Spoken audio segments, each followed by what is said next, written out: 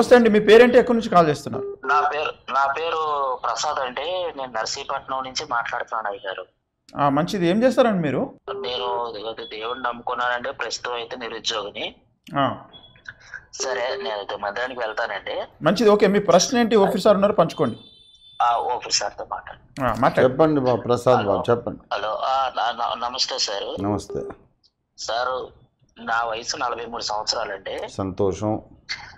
నేను ఒక 2004 సంవత్సరం నుంచి దేవుడిని ఎరుగున్నాను.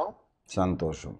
అప్పట్లో మీరు తుల్లోను, నర్సీపట్నంలోను, ఈ చుట్టుపక్కల మీటింగ్స్ కూడా చాలా పెద్ద పెద్ద మీటింగ్స్ కండక్ట్ చేయడం జరిగింది. నేను 2 మీటింగ్స్కి వచ్చానండి. సంతోషం.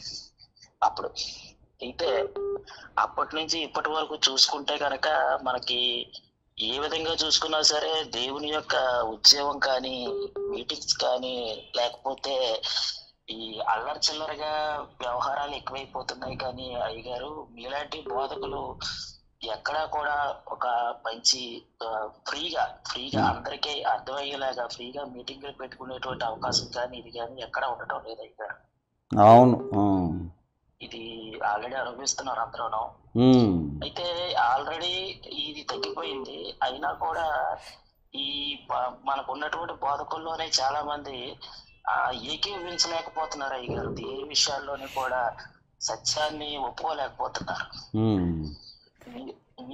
మీరు చెప్పింది అయితే మాత్రం ఇది ప్రాక్టికల్ గా ఇప్పుడు మనం ఉన్నటువంటి పరిస్థితుల్లో అవలంబించడానికి మీరు తప్ప వేరే మార్గం లేదు అయ్యగారు. దేవునికి స్తోత్రం.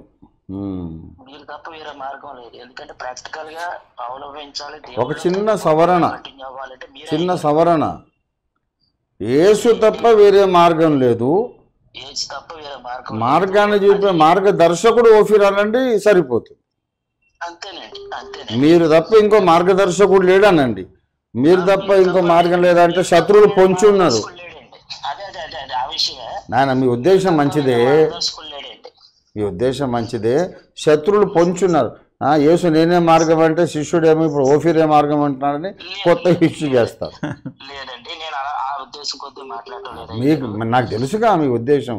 అయితే అవతల ఉన్నోళ్ళు మనుషులు కాదు, వాళ్ళు ఏదన్నా ఒకటి దొరుకుతుందని ఎదురు చూసే ఒక పందులు ఉన్నారు. కాబట్టి వాళ్ళకి అవకాశం ఇవ్వద్దు. మీరు ఆ భావంతో లేదు, నాకు ఆ భావం లేదు.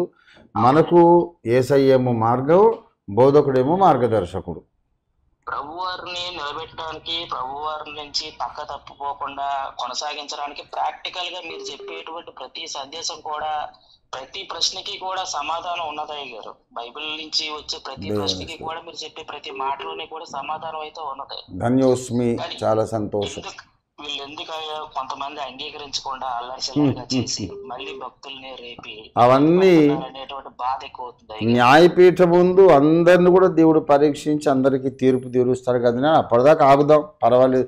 మనం ఇప్పుడు మీకు అర్థమైంది కనుక మనం కలిసి సేవ చేద్దాం, మనం కలిసి సత్యాన్ని స్థాపిద్దాం. ఆరోగ్యంగా ఉండాలి, మీరు ఎప్పుడు కూడా ఆరోగ్యంగా ఉండాలి. ఆ మధ్య మీరు సిక్ అయినప్పుడు కూడా మేము చాలా బాధపడ్డాం అయ్యారు.